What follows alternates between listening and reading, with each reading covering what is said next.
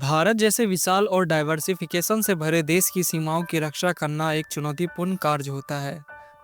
कभी बर्फ से ढके पहाड़, कभी तपते रेगिस्तान, कभी घने जंगल और कभी अस्थिर पड़ोसी। इन सभी चुनौतियों के बावजूद हमारी सीमाओं की रक्षा के लिए एक ऐसा संगठन है जो हर समय मुस्तैद रहता है। ये संगठन है बीएसएफ, बॉर्डर सिक्योरिटी फोर्स, जिसे हम सीमा सुरक्षा बल के नाम से भी जानते हैं, जिसे भारत की पहली रक्षा पंक्ति कहा जाता है। ये देश के उन वीर जवानों का समूह है जो दिन रात बिना रुके हमारे देश की सीमाओं की सुरक्षा सुनिश्चित करते हैं। लेकिन क्या आप जानते हैं कि बीएसएफ की स्थापना क्यों हुई, ये कैसे काम करता है और ये भारत की सुरक्षा के लिए इतना महत्वपूर्ण क्यों है?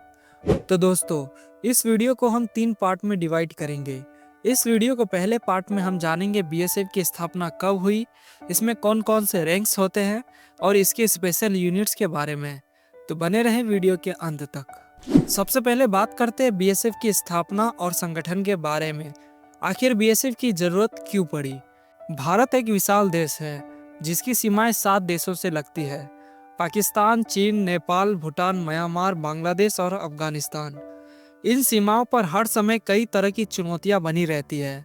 1947 में भारत के विभाजन के बाद भारत और पाकिस्तान के बीच लगातार तनाव बना रहा।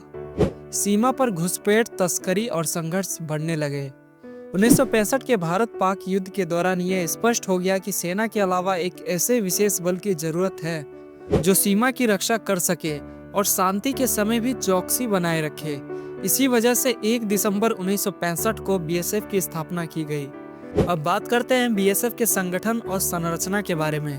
तो बीएसएफ का मुख्यालय नई दिल्ली में स्थित है और ये भारत के गृह मंत्रालय यानी मिनिस्ट्री ऑफ होम अफेयर्स यानी MHA के अंतर्गत कार्य करता है। बीएसएफ का नेतृत्व एक महानिदेशक, डायरेक्टर जनरल यानी डीजी करते हैं, जो भारतीय पुलिस सेवा IPS के वरिष्ठ अधिकारी होते हैं। अब बात करते हैं बीएसएफ के प्रमुख रैंक्स के बारे में। तो बीएसएफ में कई अलग अलग रैंक होते हैं, जिनमें सबसे ऊंचा पद महानिदेशक यानी डीजी का होता है। इनके अलावा अन्य महत्वपूर्ण पद इस प्रकार है: विशेष महानिदेशक यानी SDG, जिसका पूरा नाम स्पेशल डायरेक्टर जनरल होता है। इसके अलावा अतिरिक्त महानिदेशक यानी ADG, जिसका पूरा नाम एडिशनल डायरेक्टर जनरल होता है। निरीक्षक महानिदेशक यानी IG, इंस्पेक्टर जनरल। उसके बाद उप महानिदेशक यानी DIG, जिसका पूरा नाम डिप्टी इंस्पेक्टर जनरल होता है। उसके बाद कमांडेंट, सहायक कमांडेंट, निरीक्षक, उप निरीक्षक, सहायक उप निरीक्षक, मुख्य रक्षक और रक्षक होता है। अब हम जानते हैं बीएसएफ की स्पेशल यूनिट्स के बारे में। तो बीएसएफ के पास कई विशेष यूनिट्स होती है जो अलग अलग कार्यों के लिए तैनात की जाती है, जिसमें सबसे पहला बीएसएफ एयर विंग होता है। हवाई निगरानी और आपातकालीन स्थितियों के लिए ये हमेशा चौकन्ने रहते हैं। उसके बाद है बीएसएफ वाटर विंग, जल सीमाओं और नदियों की सुरक्षा के लिए ये हमेशा तत्पर रहते हैं। इसके बाद है बीएसएफ आर्टिलरी रेजिमेंट, भारी हथियारों और तोपों की सुरक्षा के लिए इन्हें नियुक्त किया जाता है। उसके बाद है बीएसएफ कमांडो यूनिट, जिन्हें चीता कमांडो के नाम से भी जाना जाता है।